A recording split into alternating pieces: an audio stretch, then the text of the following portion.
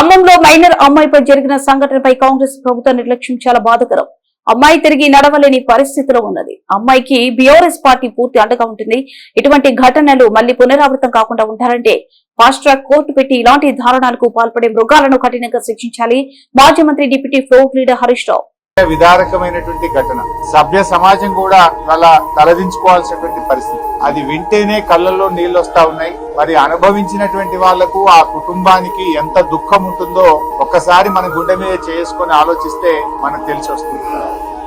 దీన్ని ప్రతి ఒక్కరూ కూడా ఖండించాల్సిన అవసరం ఉంది. ఇటువంటి సంఘటనలు పునరావృతం కాకుండా ప్రభుత్వము, సమాజము అందరూ కూడా ఆలోచించాల్సినటువంటి అవసరం ఎంతైనా ఉంది. 12 ఏళ్ల అమ్మాయి, పాపం స్కూలుకు వెళ్లే అమ్మాయి, కనీసం అభం శుభం తెలియని అమ్మాయి, ఉక్కు పచ్చలారని అమ్మాయి. అలాంటి అమ్మాయి మీద ఇలాంటి సంఘటనలు జరిగితే అసలు మనం ఎక్కడున్నాము, మనం ఎటు పోతున్నాము అని ఎంతో బాధ కలుగుతా ఉంది.